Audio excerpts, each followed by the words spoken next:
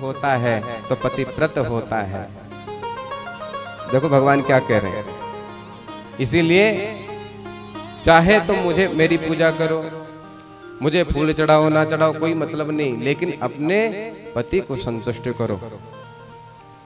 भगवान ने कहा, एक सुंदर कहानी सुनाई प्रभु ने, सुनो गोपियों। एक बार एक पत्नी अपने पतिदेव की खूब सेवा किया करती थी, पतिव्रत को ही अपना धर्म मानती थी।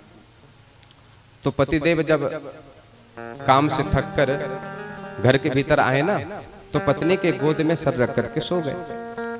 अब उसी क्षण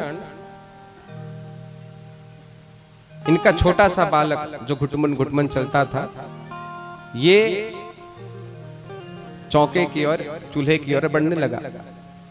अब पत्नी घबराने लगी कि अरे राम राम, छोटा सा बालक चूल्हे की ओर जाता है, कहीं चूल्हे पे गिर गया तो ये जल जाएगा। अब पत्नी की स्थिति द्वंद्व स्थिति हो गई कि यदि मैं पतिदेव को उठा देती हूं तो मेरा पतिव्रत नष्ट हो जाएगा, पतिदेव सेवा ले रहे हैं, और यदि बच्चे को नहीं बचाती हूं तो बच्चा मर जाएगा। तब भी उस पत्नी ने अपने पतिव्रत को श्रेष्ठ माना, आंख बंद करके बैठ गई। वो बच्चा गया, चूल्हे पर गिर पड़ा, और जब पतिदेव की नींद खुली तब पत्नी दौड़ दौड़ कर जब गई तो बच्चे को एक छोटी सी आंच भी नहीं आई। ये होता है पतिव्रत का कमाल। खूब पतिव्रत की महिमा गाई प्रभु ने।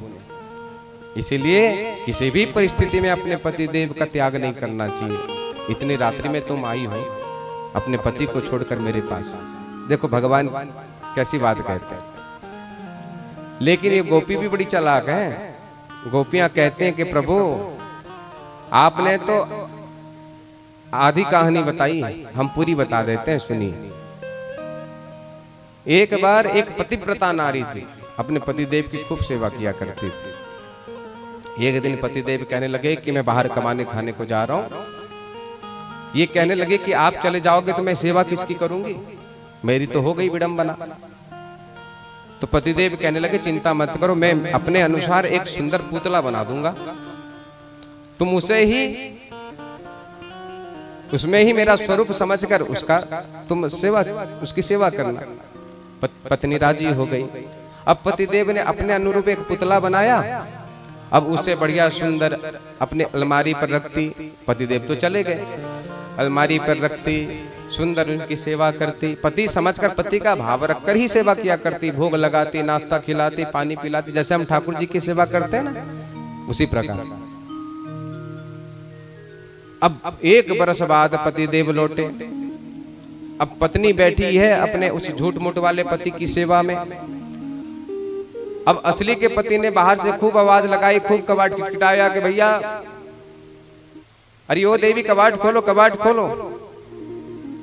लेकिन अब पत्नी ये विचार करती है कि यदि मैं इस पति को छोड़कर चली जाती हूँ, न जाने कौन किवाड़ पर है, और यदि चली जाती हूँ तो मेरा पतिव्रत नष्ट हो जाएगा।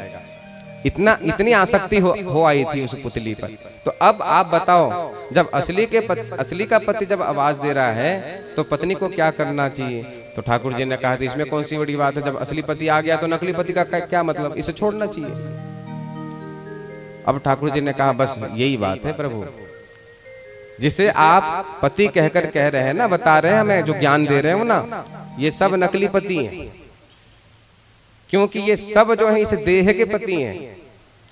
लेकिन जब हम आत्म तत्व पर स्थिर हो जाएं तो इस आत्मा का एकमात्र पति यदि कोई है तो वही जगतपति श्री कृष्ण है। आप स्वयं असली पति हैं। और जब आपने आवाज लगा दी फिर ये नकली पतियों का कौन फिक्र करे, राधे राधे बोलना पड़ेगा। भगवान इतने गदगद हो गए, वाह देवियों, आज इतने गोपियां थी, अपने आप को उतने रूप में प्रभु ने प्रकट किया, और जैसे गोपियां चाहती थी प्रभु वैसा ही आज गोपियों के परवश होकर ताता थैया करने लगे।